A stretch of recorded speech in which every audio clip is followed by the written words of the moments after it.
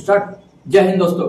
दोस्तों आज हम भगत सिंह, सुखदेव और राजगुरु का नाम लेते हैं तो आज हमारा सर आज गर्व से ऊंचा हो जाता है। लेकिन दोस्तों फिर भी हमारे दिल में कहीं ना कहीं एक सवाल है कि आखिरकार इनकी फांसी का असली गुनहगार कौन था। दोस्तों कुछ लोग इसकी फांसी का असली गुनहगार महात्मा गांधी जी को मानते हैं, लेकिन दोस्तों मैं आपको बता दूं, महात्मा गांधी जी फांसी का असली गुनहगार नहीं थे, बल्कि इनकी फांसी का कोई गुनहगार था तो वो पूंजीपति वर्ग था जो अंग्रेजों के साथ मिलकर भगत सिंह को उन्होंने फांसी तक पहुंचाया। क्योंकि दोस्तों भगत सिंह थे वो बातें करते थे मजदूर शोषित दबा कुचला समाज है, भगत सिंह उसको समानता की बात करते थे। भगत सिंह जो अमीर और गरीब के बीच में जो डिफरेंस है भगत सिंह उसको कम करने की बात करते थे। लेकिन दोस्तों जो पूंजीपति वर्ग थे वो चाहते थे कि बस हम अमीर हो जाए और जो गरीब है वो गरीब ही रहे।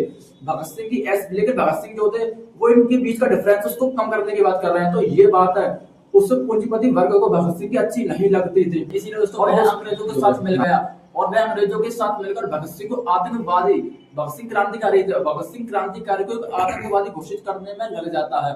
और दोस्तों यही वो पूंजीपति वर्ग था जो अंग्रेजों के साथ मिलकर भगत सिंह को फांसी तक पहुंचाता है।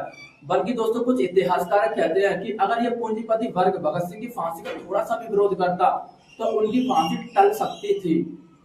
और दोस्तों यही वो पूंजीपति वर्ग था जो कभी चाहता ही नहीं था कि हमारा देश आजाद हो। ये हमारी आजादी का भी इन्होंने विरोध किया है, क्योंकि दोस्तों ये भी व्यापारी थे और अंग्रेज भी व्यापारी थे, तो इनका व्यापार अच्छा चलता था। ये कभी चाहते ही नहीं थे कि हमारा भारत आजाद हो। इसीलिए दोस्तों ये अंग्रेजों के साथ मिलकर भगत सिंह को आतंकवादी भी घोषित करने में लग जाते हैं और भगत सिंह को ये फांसी तक पहुंचाते हैं।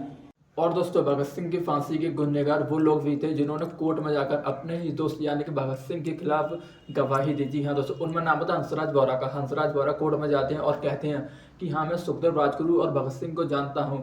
राजगुरु ने सैंडर्स को मारने की हत्या की प्लानिंग की और भगत सिंह भी उसमें शामिल था। और दोस्तों देव कपूर था, देव कपूर ने कहा था कि मैंने इन लोगों को बम बनाने की साजिश करते हुए सुना है। और दोस्तों और भी लोग थे जिन्होंने गवाही दी, लेकिन इन दोनों की गवाही ने भगत सिंह को फांसी तक पहुंचाया। दोस्तों ये जो दो गवाह थे ये बहुत ही प्रमुख और इम्पोर्टेंट गवाह थे। और दोस्तों जब भगत सिंह को पता चलता है कि इन लोगों ने उनके विरुद्ध गवाही दे दी है तो भगत सिंह इन लोगों से नफरत नहीं करते हैं। भगत सिंह कहते हैं कि क्योंकि दोस्तों जो लोग थे ना इन लोगों ने अंग्रेजों के डर के मारे, क्योंकि अंग्रेजों ने कहा था अगर तुमने गवाही नहीं दी तो हम तुम्हें फांसी दे देंगे। तो भगत सिंह को पता चलता है कि इन लोगों ने गवाही दे दी है, तो भगत सिंह कहते हैं कि भगत सिंह इन लोगों से फिर भी नफरत नहीं करते हैं। भगत सिंह कहते हैं कि इनमें उनकी कोई गलती नहीं है, क्योंकि अंग्रेजी सरकार है उनकी प्रताड़ना उनकी सजा है ही बहुत कठोर है, इसे हर कोई सहन नहीं कर सकता है। और भगत सिंह कहते हैं कि मैं ये भी जानता हूँ कि हर किसी व्यक्ति में साहस एक जैसा नहीं होता है। और भगत सिंह उनको ये कहकर माफ कर देते हैं। जय हिंद।